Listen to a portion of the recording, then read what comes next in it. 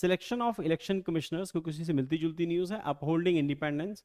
The recent development had drawn attention of the swift appointment of 2 new election commissioners in India following the resignation of Arun Goyal साहब जो थे election commissioner थे, उन्होंने resign कर दिया. ध्यान रखना, एक इलेक्शन कमिश्नर, एक चीफ इलेक्शन कमिश्नर और 2 इलेक्शन कमिश्नर्स होते हैं. और रिमूवल का प्रोसेस आप लोगों को पता होगा, हम लोगों ने किया हुआ अपनी क्लासेस के अंदर, पॉलिटी के सेक्शन के अंदर, कि election Commission of India remove कैसे होगा और कमिश्नर जो चीफ इलेक्शन कमिश्नर कैसे रिमूव होगा, उसके लिए सेम प्रोविजन है जो सुप्रीम कोर्ट के जज के रिमूवल का प्रोसेस होता है, सेम प्रोसेस है. एंड सिमिलरली जो अदर इलेक्शन कमीशन उनके रिमूवल का क्या प्रोसेस है हम लोगों ने डिस्कस किया हुआ, इस करके अभी हम लोग उसकी डिटेल में नहीं जाएंगे. That is, the 2 officials mark the first appointment under the new chief election commissioner and other election commissioners appointment condition and service of the term of office Act 2023. तो उसमें aspect information क्या कहती है? Election Commission of India, the Election commission is autonomous constitutional authority responsible for administering union and state election process in India, establish in January 25, 1950 in new Delhi. तो 1950 में जैसे ही constitution बनता है उसके साथ 25 जनवरी को, 26 जनवरी को और 25 जनवरी को ये बन के लागू हो जाता है.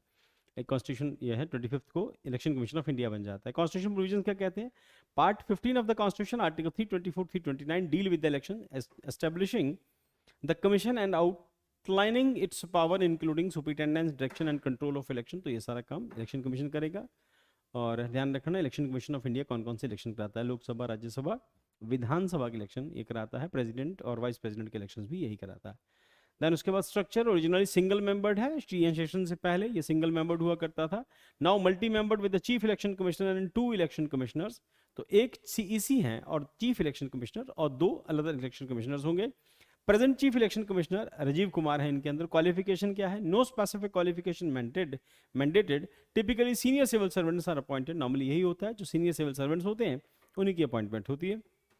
Appointment and tenure by the president under the CEC and other ECs, election commissioner, appointment condition and service and term of office Act 2023, servicing a fixed 6-year term or until age of 65.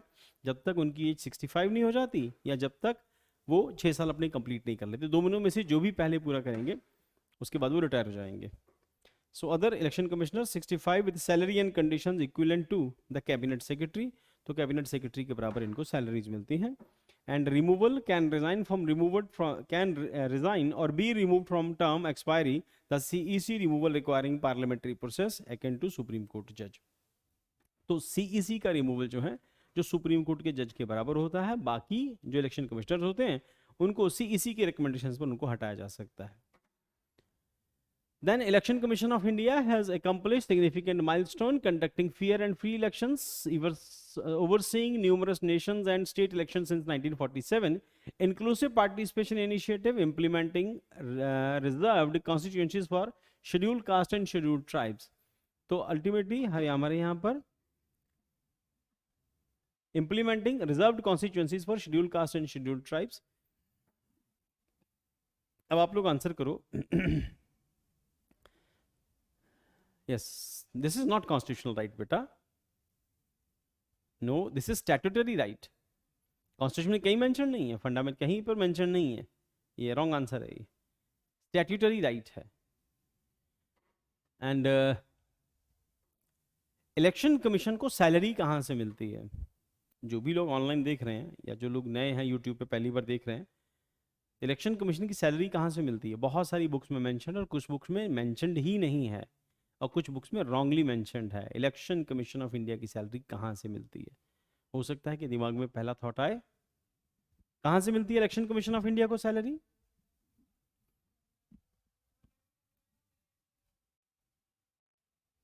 Comment में बताओ बेटा जल्दी जल्दी. Election Commission of salary कहाँ से मिलती है? Election Commission of India की सैलरी कहाँ से आती है?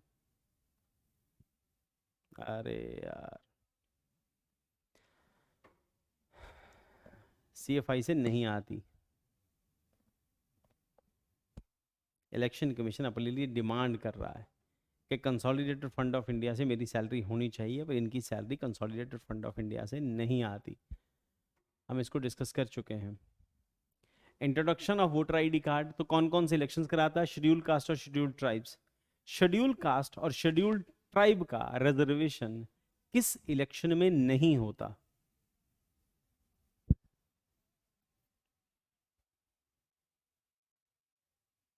Yes, decided by parliament. Yes. किसके इलेक्शन में रिजर्वेशन नहीं होता? कौन से इलेक्शन में रिजर्वेशन नहीं होता?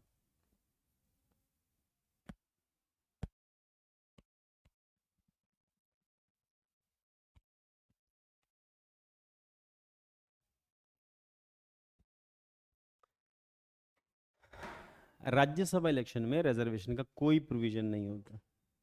नहीं बेटा, लोकल में होता है, लोकल में होता है। राज्यसभा इलेक्शंस में रिजर्वेशन नहीं होता, SC ST के लिए राज्यसभा में नहीं होता। Adoption of electronic voting machine, EVM और VVPAT, ये सब इसी का काम है। Implementation of model code of conduct, ये भी इलेक्शन कमीशन डिसाइड करता है। इनोवेटिव यूज ऑफ टेक्नोलॉजी, कौन सी टेक्नोलॉजी यूज होगी? C vigil, mobile application reporting code violations.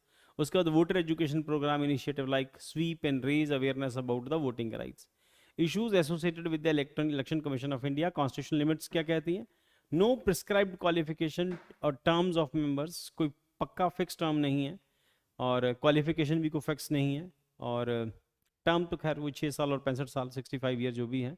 Post retirement favours है, no prohibition on post retirement appointments, तो मना नहीं है। हमने देखा भी है, जो हमारे जो UPA गवर्नमेंट के अंदर उन्होंने जो इलेक्शन कमिश्नर जो रिटायर हुए थे उनको उन्होंने स्पोर्ट्स मिनिस्टर बनाया था।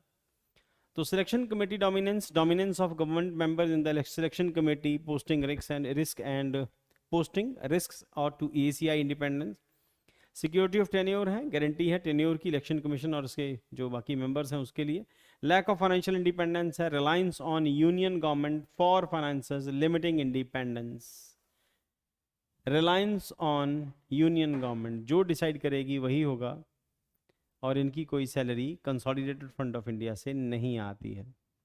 Politically biased, allegations, accusations, and bias and favoritism, lack of deregistration authority, inability to deregister parties for violation, accessibility and inclusivity, challenges in ensuring universal voter access.